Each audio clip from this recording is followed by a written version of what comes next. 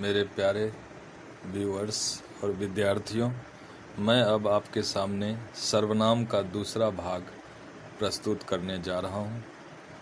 पहले भाग में हमने सर्वनाम के कई भेद की चर्चा की थी। अब हम सर्वनाम के अगले भेद संबंधवाचक सर्वनाम के विषय में बातचीत करेंगे। तो सबसे पहले जानते हैं कि संबंधवाचक सर्वनाम किसे कहते हैं। जिस सर्वनाम से वाक्य में किसी दूसरे सर्वनाम से संबंध जाहिर हो उसे संबंधवाचक सर्वनाम कहते हैं।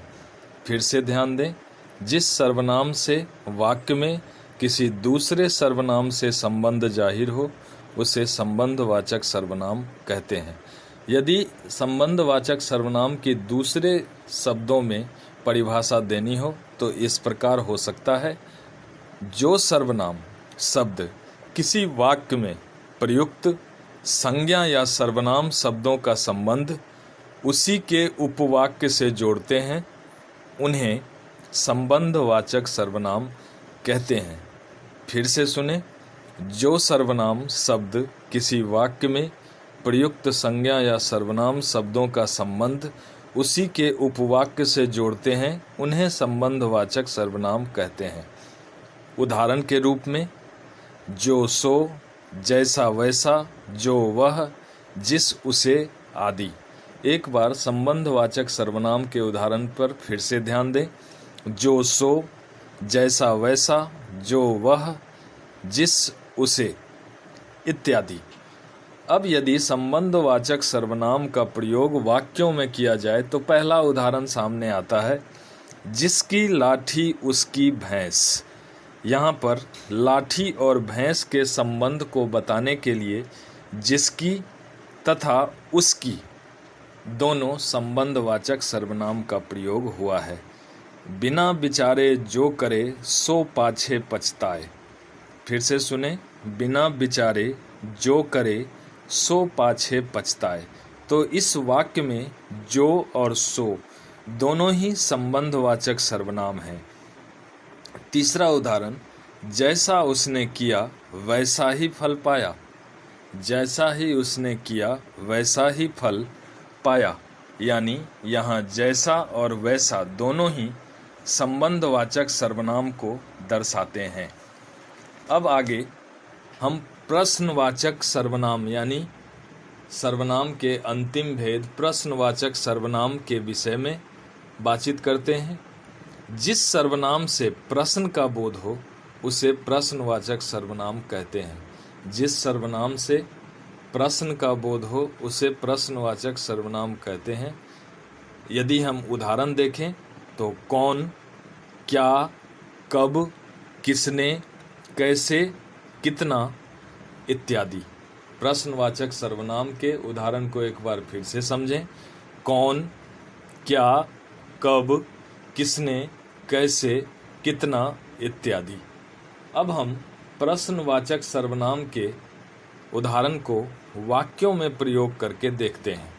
श्रोता, ये ध्यान रखें कि आप खुद भी समझ जाएंगे कि यहाँ इन वाक्यों में किस प्रश्नवाचक सर्वनाम का प्रयोग हुआ है। जैसे हम कहें कौन आ रहा है, कौन आ रहा है, तो यहाँ कौन के द्वारा हमने प्रश्न पूछा है, इसीलिए यहाँ कौन प्रश्नवाचक सर्वनाम है। तुम क्या खा रहे हो, तुम क्या खा रहे हो, अर्थात यहाँ क्या के द्वारा हम प्रश्न कर रहे हैं, इसीलिए क्या एक प्रश्नवाचक सर्वनाम है। किसने तुम्हें बुलाया है, किसने तुम्हें बुलाया है, यहाँ हम किसने के द्वारा प्रश्न पूछ रहे हैं, इसीलिए यहाँ किसने प्रश्नवाचक सर्वनाम है। यदि हम एक और उदाहरण देखें, वह कब आएगा, वह कब आएगा, यहाँ हम कब के द्वारा प्रश्न पूछ रहे हैं, तो यहाँ कब प्रश्नवाचक सर्वनाम है। प्यारे विद्यार्थियों, सर्वनाम के अंतिम पोदान पर हम आपको यह बताने जा रहे हैं कि सर्वनाम का पद परिचय क्या होता है। इस बात पर विशेष ध्यान देंगे कि सर्वनाम का पद परिचय क्या होता है। तो सर्वनाम का पद परिचय करते समय सर्वनाम, सर्वनाम के भेद, पुरुष, लिंग, वचन, कारक और अन्य पदों से उसका संबंध बताया जाता है। एक बार फिर से समझें कि सर्वनाम का पद परिचय क्या होता है। तो सर्वनाम का पद परिचय करते समय सर्वनाम, सर्वनाम के भेद, पुरुष, लिंग, वचन, कारक और अन्य पदों से उसका संबंध बताया जाता है। अब इसे उदाहरण के द्वारा समझाया जा सकता है, जैसे वह अपना काम करता है। फिर से ध्यान दें, वह अपना काम करता है। इस वाक्य में वह और अपना दो सर्वनाम हैं। इस वाक्य में वह और अपना दो सर्वनाम हैं। अब हम सबसे पहले वह जो सर्वनाम है उसका पद परिचय देंगे। तो वह का पद परिचय होगा, यह पुरुषवाचक सर्वनाम है, अन्य पुरुष है, पुल्लिंग है, एक वचन है, कर्ता कारक में है और इस वाक्य में कर्ता है क्रिया के लिए कर्ता बनकर आया है।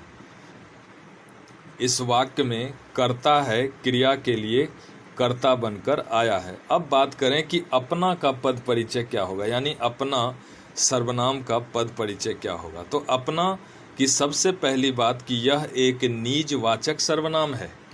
दूसरा, यह अन्य पुरुष है, यह पुल्लिंग है, यह एक वचन में है और यह संबंध कारक को बताने के लिए आया है तथा काम संज्ञा का विशेषण है, यानी वाक्य में जो काम आया है उस संज्ञा का यह विशेषण बताता है। तो श्रोता और प्यारे विद्यार्थियों, आज हमने देखा कि सर्वनाम के भेद और सर्वनाम के पद परिचय, और इस तरह से हमारा सर्वनाम का यह दूसरा भाग और अंतिम भाग अब समाप्त होता है।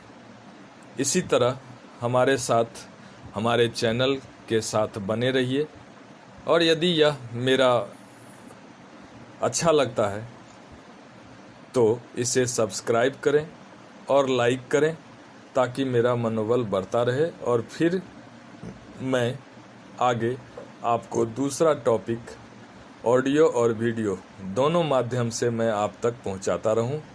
आप इतने देर तक हमारे साथ हमारे चैनल पर बने रहने के लिए आप लोगों का कोटि कोटि धन्यवाद।